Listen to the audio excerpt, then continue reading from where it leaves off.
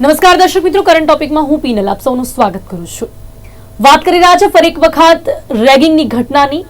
વારંવાર વધતી આ રેગિંગની ઘટનાઓના કારણે લોકોના જીવ જઈ રહ્યા છે. ભારતની વાત કરવામાં આવે તો ભારતની આઝાદીના પહેલા જ અહીં રેગિંગે પગપસારો કર્યો હતો અને એ સમયની વાત કરીએ તો સૌથી પહેલા અંગ્રેજી માધ્યમોના સંસ્થાનોમાં રેગિંગનું ચલણ શરૂ થયું હતું, પરંતુ તે માત્ર નવા વિદ્યાર્થીઓના પરિચય પૂરતું જ સીમિત હતું અને પછી એ લોકો એ વિદ્યાર્થીઓ એકબીજામાં હળી મળી જતા હતા. પણ હવે ક્યાંક એનો ગેરફાયદો ઉઠાવવામાં આવે છે અને ઘણા સમયથી આપણે જોઈ રહ્યા છે. વિદ્યાર્થીઓના પરિચયથી શરૂ થતી રેગિંગે 90ના દાયકામાં ભારતમાં પણ ગંભીર સ્વરૂપ ધારણ કરી લીધું હતું.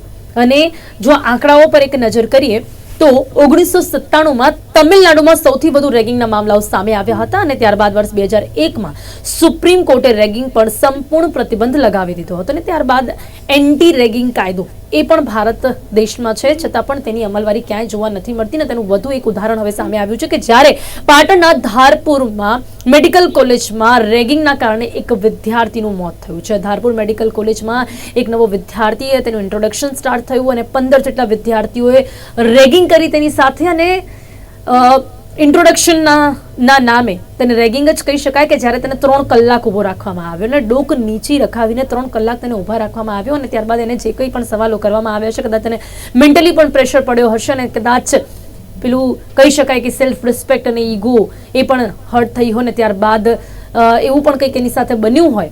પણ જ્યારે 3 કલાક ઊભો રહ્યો છે ત્યારબાદ તેનું મોત થયું છે અને 15 જેટલા વિદ્યાર્થીઓને સસ્પેન્ડ કરવામાં આવ્યા છે. પણ સવાલ એ થાય છે કે શું સસ્પેન્ડ કરવાથી જે વિદ્યાર્થીએ જીવ ગુમાવ્યો છે શું એ પાછો આવી શકશે અને ક્યાં સુધી બનતી રહેશે આવી રેગિંગની ઘટનાઓ અને એન્ટી રેગિંગ કાયદો એ ક્યાં છે, એની અમલવારી ક્યાં છે? તમામ મુદ્દાઓ પર ચર્ચા કરીશું, જેની માટે મારી સાથે અહીંયા જોડાયા છે doctor Prashant Bhimani, senior psychologist છે, આદિત્ય ભટ્ટ જેઓ ફાઉન્ડર ઓફ ટર્નિંગ પોઈન્ટ કમ્યુનિટીના ફાઉન્ડર છે અને એ સૌથી મોટી ડિબેટ કમ્યુનિટી છે. તો આપનું પણ સ્વાગત છે અને સાથે રુઝાનબેન આપણી સાથે જોડાયા છે, સોશિયલ એન્ટરપ્રિન્યોર છે. આપ સૌનું સ્વાગત છે. Welcome to current topic. સૌથી પહેલા જે પ્રકારની આ ઘટના બની છે પ્રશાંતભાઈ, જે પ્રકારે મેં કહ્યું કે ભારતમાં એન્ટી રેગિંગ કાયદો છે, છતાં પણ શૈક્ષણિક સંસ્થાઓમાં આવી ઘટનાઓ વારંવાર બનતી રહે છે.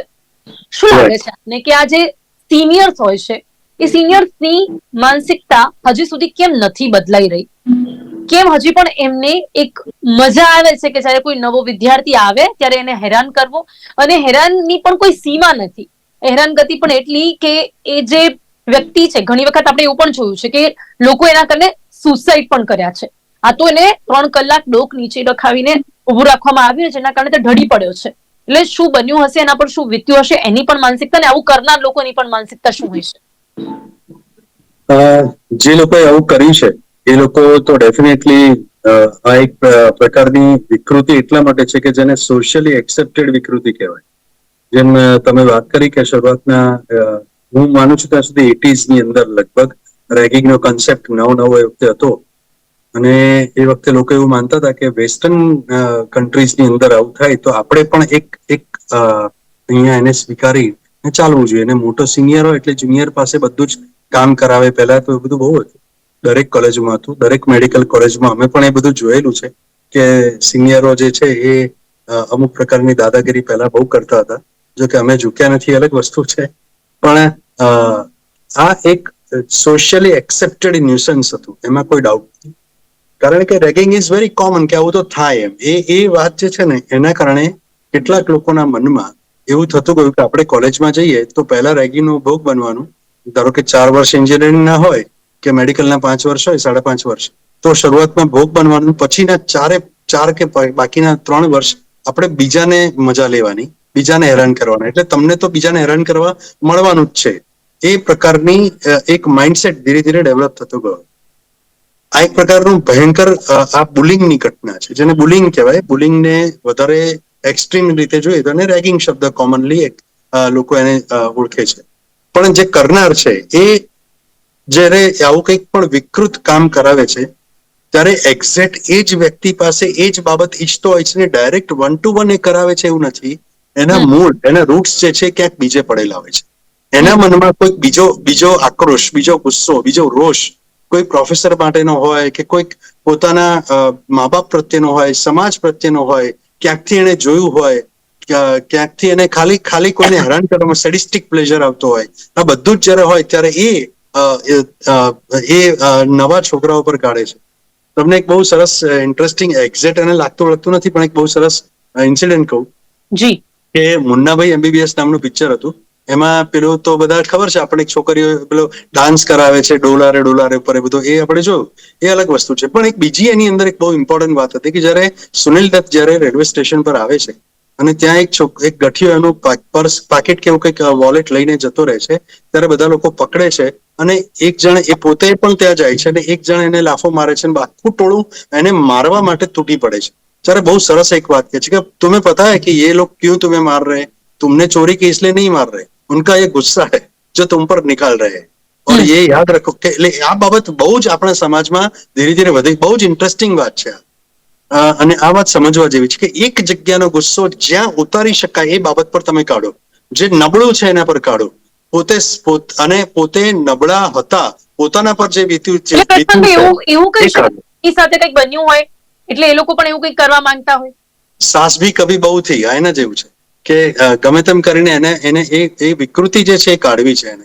અને કદાચ કેટલાક લોકો ના પાડે કે ના મારે એવું નથી કરવું, તો એને આઉટકાસ્ટ કરી દેવામાં આવે, એને બહાર કાઢવામાં આવે કે ભાઈ તું નથી કરતો ને તું બહાર જતો રહે. એટલે આ વસ્તુ, એટલે બધા ગ્રુપમાં રહેવા, ટોળામાં રહેવા પણ આવું થાય છે. કેટલાક વિકૃતિથી પીડાતા હોય, કેટલાક સોશિયલ ફિયરથી પીડાતા હોય, કેટલાક લોકો સેડિઝમથી પીડાતા હોય. એટલે બે ત્રણ કારણો આમાં જવાબદાર લાગે છે. આ બધા માનસિક કારણોની હું વાત કરી છું. અને બીજું એમની સાથે કંઈક બન્યું હોય, પણ મને એવું લાગે છે કે મજા લેવા માટે પણ આવું કરતા હોય. સેડિસ્ટિક પ્લેઝર જે મેં કહ્યું, શું લાગે છે? સી મેમ, અમે કદાચ લકી કહેવાઈએ. અમે ઝેવિયર્સ કોલેજમાં હતા, અમારી જોડે ના એવું થયું છે કે ના અમે કોઈ જોડે એવું કર્યું છે. એટલે આઈ ડોન્ટ નો, એમના મેડિકલમાં તો મેં બહુ સાંભળ્યું હતું. એટલે તે વખતે હું હસતી હતી કે મેડિકલ જે આપણું ફ્યુચર સેવાવાળી સર્વિસ ને એમાં આવું બધું લફંગાગીરી થાય છે. એટલે હું હસતી હતી. એટલે આમ સરપ્રાઈઝ કે આપણે બહુ ગર્વનો અભિમાનથી કહીએ છીએ. તો એ જે મેડિકલ કોલેજો ચલાવતા એ લોકોને શરમ આવી જોઈએ કે તમારી કોલેજમાં આવું થાય છે. અમારી BSc માં તો આવું થતું હતું ને. તો બિચારામાં તો ગામડાથી કેટલા લોકો આવતા હતા. અમારે તો બધા જાત જાતની જગ્યાઓથી લોકો આવતા હતા. અમારે ત્યાં આવી રેગિંગ થઈ નથી શું કે લેડીઝમાં થઈ કે નથી જેન્ટ્સમાં થઈ, એ બી કહી દો. અલગ અલગ અમારે કોએડ હતી પણ લેડીઝ જેન્ટ્સ બંનેમાં. એટલે શરમ આવી જોઈએ, કોલેજના સંચાલકો બી શરમ આવી જોઈએ. હવે તમે જે ક્યારની આપણે વાત કરી છે કે રેગિંગની પ્રથા કે જે બી, આપણી એન્ટી રેગિંગ કમિટી વર્ષોથી ઉલટી સેક્સ્યુઅલ હેરેસમેન્ટ કમિટીઓ નથી બની. એ પહેલાથી એન્ટી રેગિંગ કમિટી યુજીસી કહેવાય ને, હા આઈ થિંક. અને જે બી પેલી શું કહેવાય મેડિકલની એસોસિએશન કે જે કહેવાય, એ લોકોએ બી ગવર્મેન્ટના એ લોકોએ બી એન્ટી રેગિંગ કમિટીઓ સ્થાપી દીધી છે. તો એન્ટી રેગિંગ કમિટીઓ ગઈ ક્યાં? કારણ કે અત્યારે મારા સાહેબ બહુ સરસ રીતે કે અમે આમ કર્યું, અમે તેમ કરતા હતા. તો એ એક ખોટી વાત હતી. તો આપણે એ વખતે હવે સાહેબ કે છે અમે કોઈને રેગ નહીં કરવા દીધા, દેટ મીન્સ આપણે સક્ષમ છીએ. મારે હંમેશા માનવું છે કે અગર હું સક્ષમ છું તો હું બીજા લોકોને જરૂર મદદ કરીશ. એટલા માટે કારણ કે ભગવાને મને સક્ષમ બનાવી છે. એટલે મારે બેસી નથી રહેવાનું, મારે લોકોને મદદ કરવાની છે. એટલે સક્ષમતાના લીધે આપણે બીજાને ચાર જણને મદદ કરવાની. હવે જે અહીંયા થયું છે, તમને ચોખ્ખી વાત કહી દઉં છું કે આને સેડિસ્ટિક પ્લેઝર કહેવાય. મારા દેશી ભાષામાં કહું તો પેલો ગુસ્સો ઉતારેલો ના કહેવાય. કારણ કે તમે જયારે ગુસ્સો ઉતારો આમાં એકાદ ટપલી મારો એને ગુસ્સો ઉતારેલો, તમે કોઈને મારી નાખવાની ટ્રાય કરો એને સેડિસ્ટિક પ્લેઝર કહેવાય, ગુસ્સો ઉતારેલો ના કરો. આ લોકોને પણ ખ્યાલ નથી હોતો સામેવાળો જે વ્યક્તિ છે ને એ મનનો કેટલો મજબૂત ને કેટલો કમજોર હશે. એટલે કદાચ એને પણ ખ્યાલ હોય. મેડમ એ એક આખો જુદો જ વિષય છે. કારણ કે મજબૂતાઈમાં હું તમારી જોડે અત્યારે મેન્ટલ હેલ્થની વાત કરીશ તો અનફોર્ચ્યુનેટલી આપણે આપણા છોકરાઓને આપણે યુથનો પપ્પો બનાવીને રાખ્યા છે. એ તો આખી એક અલગ જ સ્ટોરી ચાલશે. અગર આપણા છોકરાઓને, કારણ કે અમે તો છોટી વાગે ચમચમ વિદ્યા આવે ધમધમથી મોટા થયા છે. મને કોઈ બે લાફા મારશે તો હિંમત નહીં હારું, કદાચ એને બે સામેથી મારીશ, યા અગર મેં ભૂલ કરી તો હું સુધારીશ. એમાં બી કંઈક ના હોય, કારણ કે હું તો મારા લાફા ખાઈને મોટી થઈ છું, ડિસિપ્લિનમાં મોટી થઈ છું. બરોબર છે. એટલે પોઈન્ટ એ છે કે આપણે વી આવરસેલ્વ્સ આર ટુ બી બ્લેમ્ડ. એમાં બી હું ના નહીં પાડું કે આપણે આપણા બાળકોને ખોટી રીતે મોટા કરી રહ્યા છે, પપ્પુની જેમ મોટા કરી રહ્યા છીએ. હવે ઇમ્પોર્ટન્ટ વાત, આપણે કમિંગ બેક ટુ રેગિંગની ઇમ્પોર્ટન્ટ વાત કીધું કે રેગિંગ એવી ચીજ છે મેડમ કે સામેવાળાને મેન્ટલી, નોટ ફિઝિકલી, મેન્ટલી એ કરી નાખે, ફિનિશ કરી નાખે. That is more in ragging. Physical તો આવે, તમને મુર્ગો બનાવે ને પાણી નાખીને વાલ કપાવે ને બધું જાત જાતનું આવે. પણ જયારે તમારા વાલ કપાવે છે ને તમને ટકલો બનાવે છે, એક્ઝામ્પલ આપું છું, જોયું છે આપણે, સાંભળ્યું છે આપણે, લકીલી ભગવાનની મહેરબાની છે. તો આપણે જ્યારે એ થાય ત્યારે સામેવાળાને મેન્ટલી ફિનિશ કરવાની કોશિશ કરે, કારણ કે વાલ કાપવાથી કોઈ મરી નથી જવાની યા કોઈ મરી નથી જવાનું. એટલે કહેવાનું હેતુ છે કે આખું આજે ફંડામેન્ટલ છે એ ફંડામેન્ટલ આપણે કાઢી જ નથી શક્યા. આપણે ડાવરી શું આપણે પેલી સતી પ્રથા જેવી આટલી મોટી ચીજ કાઢી નાખી શકીએ છીએ, પણ આપણે રેગિંગ જેવી ચીજ કેમ નથી કાઢી શક્યા? એટલે તો પહેલા મેં ત્યાંથી જ ચાલુ કર્યું કે જે સંસ્થામાં થતું હોય, કારણ કે સંસ્થામાં થાય એટલે જે ચાલકો છે એ લોકોને તો ખબર પડી જ જાય, પણ ના આ તો થશે. મેં આ ફર્સ્ટ રેગિંગ નો ડિબેટ નથી કર્યો, મેં આવા બીજા 25 કર્યા છે. હું એવરી ટાઈમ એમાં બૂમાબૂમ કરું છું કે આપણે શરમ આવી જોઈએ કે આપણે આવું થઈ રહ્યું છે. આપણા સંસ્થાઓ આમ તો જાત જાતની બધા પગલાઓ લેવાય છે, તો એ વખતે આટલા પગલા નથી લેવાતા. જી જી, ઓકે. આદિત્યજી, તમને શું લાગે છે કે ચલો તમારા કોલેજનો તમારો અનુભવ, એક યુથ છો અને તમે ઘણા બધા યુથ સાથે જોડાયેલા પણ છો, તો શું લાગે છે આપને કે કરનાર લોકો અને સાથે જેની સાથે થતું હોય એ કેટલો, કદાચ એવું પણ કહી શકાય કે વ્યક્તિની માનસિકતા એટલી મજબૂત ના હોય? અને રેગિંગ શા માટે? શું લાગે છે આજનો યુથ શું વિચારે છે રેગિંગને લઈને, શા માટે? આજે એઝ અ યુથ દરેક વ્યક્તિ છે ને એક પ્લેટફોર્મ શોધતું હોય ટુ સેલિબ્રેટ, અને એમાં ragging has become a new normal where seniors wait કે જુનિયર્સ આવશે એમની રેગિંગ લઈશું, રાઈટ? એક પોઝિટિવ ફોર્મ પણ હોય કે ચલો આપણે એ મને સોશિયલાઇઝ કરશું, એ લોકોને થોડી મજાક ઉડાડશું, ખેંચશું, રાઈટ? અને એ એક અલગ આનંદની વાત થતી હોય છે. પણ પછી there is this problem in the very psychology of students who enter for the first time and those who are already there, કે આ તૂટે શેનો નહીં? આજે મેં કોઈ વ્યક્તિને કીધું છે કે તું એક કામ કર, ચોપડી માથા પર ઉભો રહીને રાખ, હવે પડશે એટ સમ પોઈન્ટ. હવે એટ ધ સેમ ટાઈમ નવા છોકરાની એ ઈચ્છા હોય કે જ્યાં સુધી હું કરી શકું ને I hold, I make sure I prove myself. અને એ હરીફાઈમાં છે ને એક જબરદસ્ત નેગેટિવ ઇમ્પેક્ટ ક્રિએટ થતો હોય છે. હવે હું કર્ણાવતી યુનિવર્સિટીમાં હતો, અમારે ત્યાં એન્ટી રેગિંગ એફિડેવિટ સાઇન કરાવડાયું હતું, અને મારા બધા જ ફ્રેન્ડ જે બધી યુનિવર્સિટીમાં હતા બધાને ત્યાં અડધો કલાકનો લેક્ચર બી લેવામાં આવ્યો હતો કે રેગિંગ કેવી રીતે ના કરાય.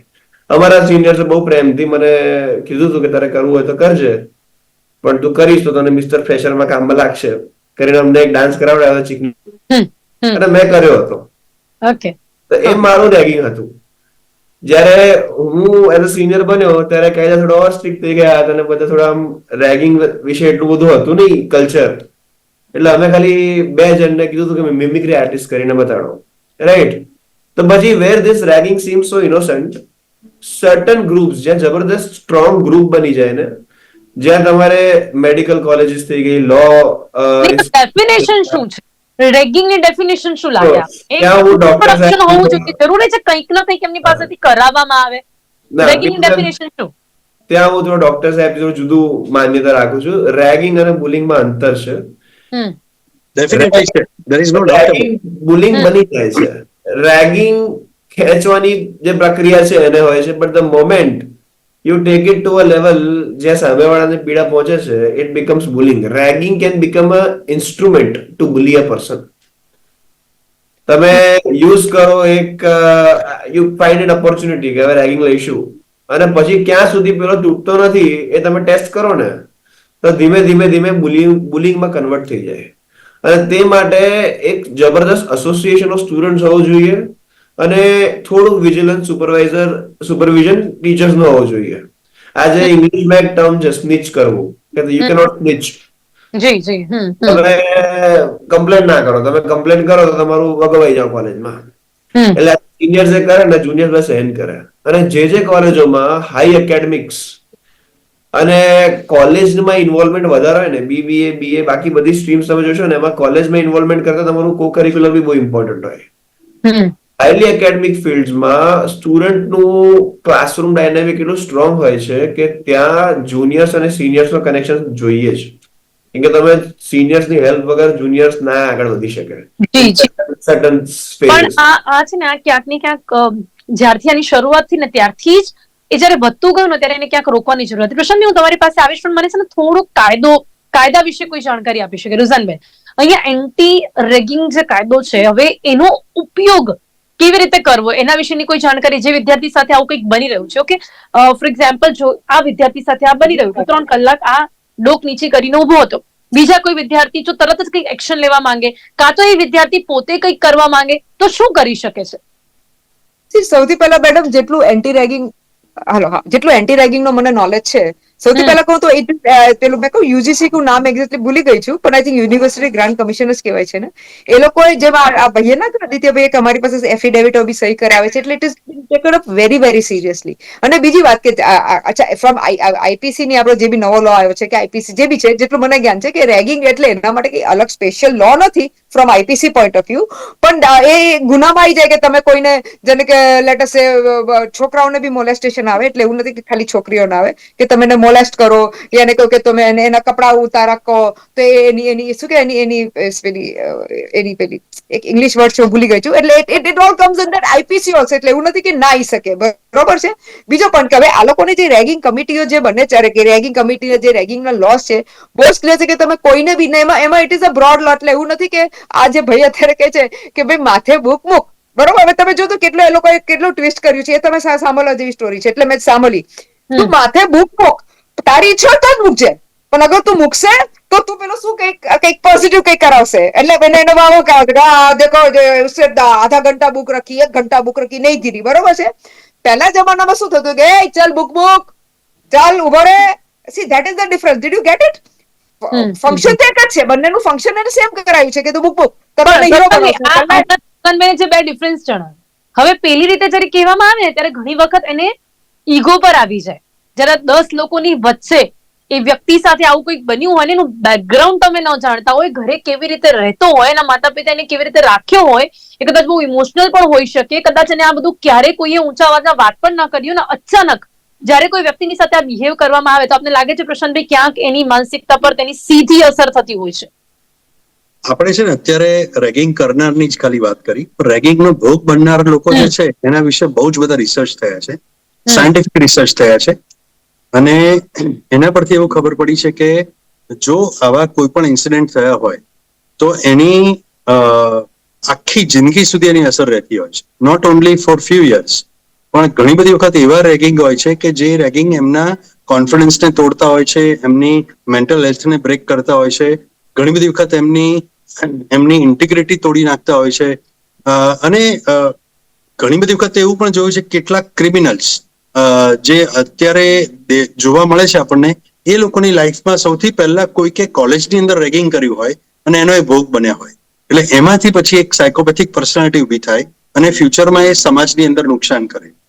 હવે આ જે લોકો ભોગ બને છે એ લોકોની અંદર ઘણી બધી તકલીફો થાય છે, અને હું એ વાત ચોક્કસપણે માનું છું કે કોઈ પણ વ્યક્તિ જ્યારે બીજી કોઈ પણ વ્યક્તિને ખાલી ફિઝિકલી જ રેગિંગ કરે એવું નથી હોતું. There are many other ways of ragging, અને આ રેગિંગ શબ્દ જે છે એની વ્યાખ્યામાં માત્ર ફિઝિકલ નથી. તમે કાયદાકીય રીતે જોશો તો માત્ર શારીરિક રીતનું રેગિંગ નથી. કદાચ Aditya will be right person to explain કે એને એમાં વાંચ્યું હશે તો હું એવું માનું છું કે એ સાયકોલોજીકલ રેગિંગ જે છે ને વધારે ખતરનાક છે પેલા ફિઝિકલ કરતા પણ. અને બીજું કે આની અંદર એક બીજું ફેક્ટર આવે છે જેને આપણે હજુ બહુ ધ્યાન નથી આપતા, કે પોલિટિકલ પાર્ટીઝ અત્યારે પોતાના જે યુથ વિંગ બધી ચાલતી હોય એ યુથ વિંગના નેજા હેઠળ અલગ અલગ લોકોના ગ્રુપ બનાવીને ત્યાંથી જ એ ગ્રુપિઝમ ચાલુ કરીને પછી ધીરે ધીરે એ સોફ્ટ પોલિટિકલ જે આખું જે કહેવાય ને કે એક વહેંચણી એ થતી જાય છે કે તું ભાઈ મારા માથું પેલા એમ કરીને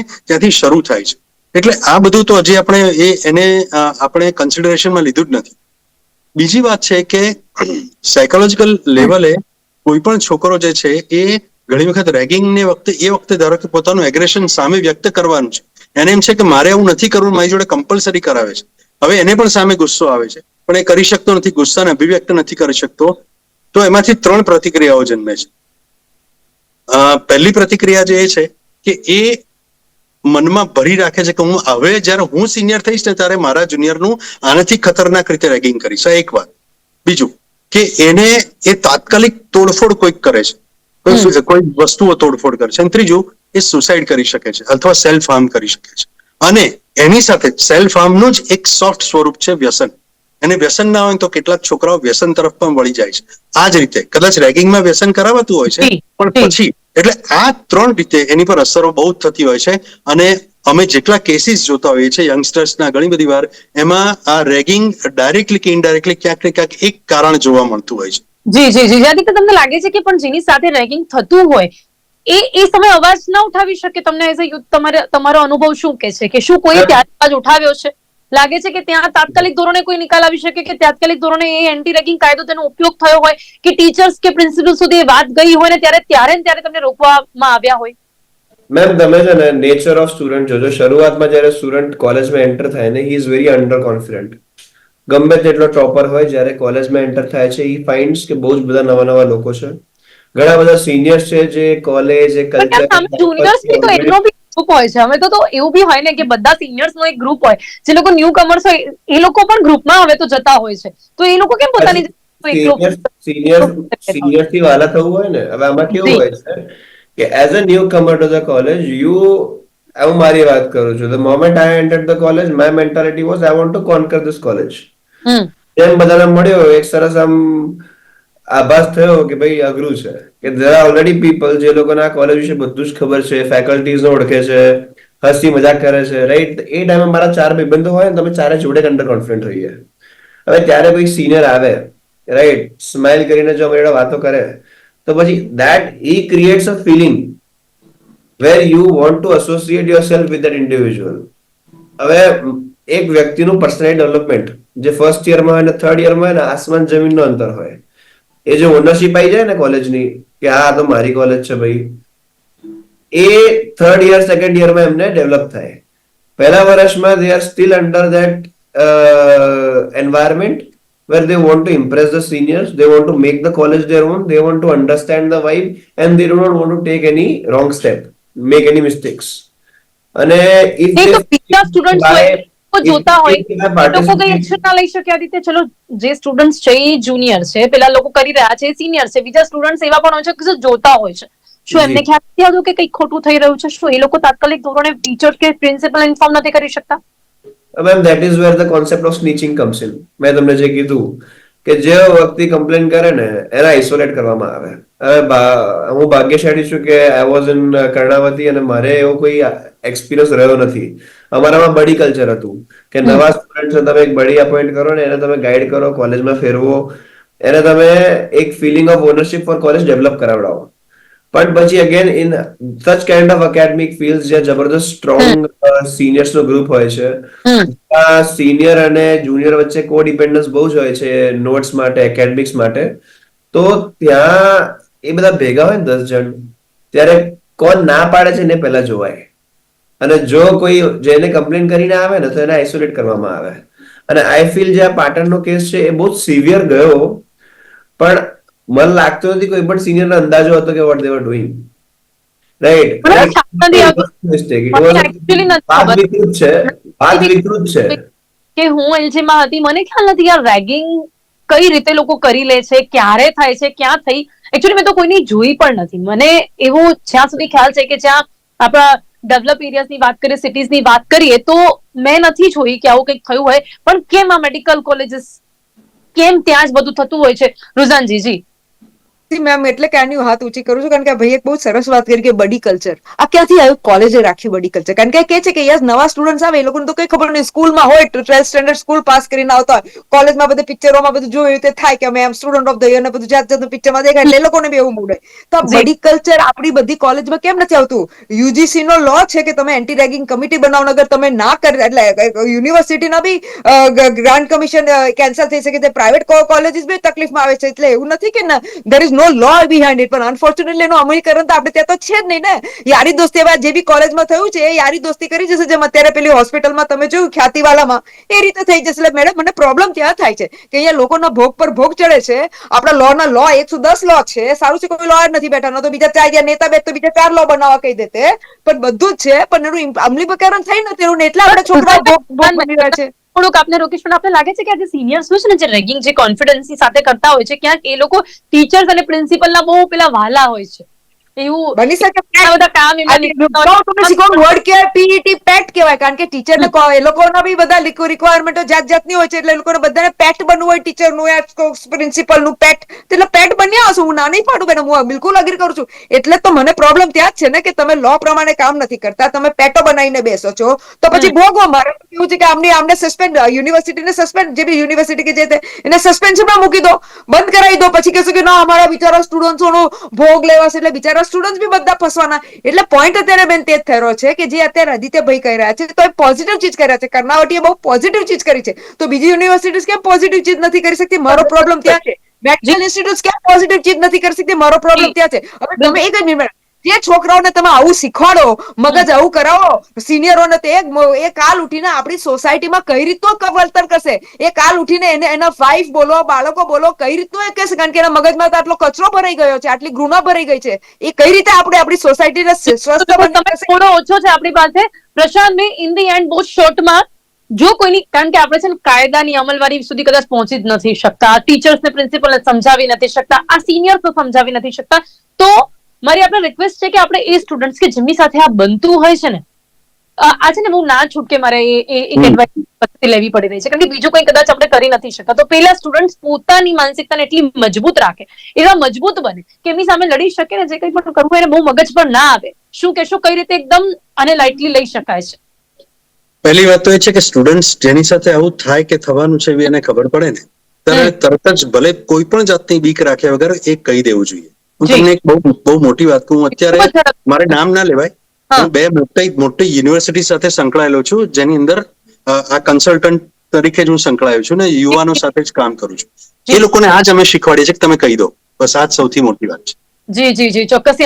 એમને પછી પેલા આઇસોલેટ કરવામાં આવે ને જે કરવામાં આવે બધું થોડી લેવાશે. બીક ના રાખો. ટીચર સ્ટુડન્ટ તમારી સાથે હશે, અને જો તમે એકવાર બોલશો ને, આપણે જે મહિલાઓને સમજાવતા હોય છે ને એ જ આપણે સ્ટુડન્ટ્સ સમજાવીશું કે બોલશો ને તો ચોક્કસપણે તમારું જે પણ તમારી જે સમસ્યા છે તેનું નિકાલ આવશે. અને એને બહુ જ માઇન્ડ પર લેવાની જરૂર નથી. હું પેરેન્ટ્સને પણ કહીશ કે એમના બાળકોને થોડા સ્ટ્રોંગ કરીને આપણે મોકલવા જોઈએ, કેમ કે તે લોકો સ્કૂલમાં નથી, હવે એ લોકો કોલેજમાં જઈ રહ્યા છે. તો આ બાબતની જાણકારી જો માતા પિતા પણ તેમને આપશે ને, તો કદાચ આવી ઘટનાઓને આપણે ઓછી કરી શકીશું. સમય અહીંયા સમાપ્ત થાય છે.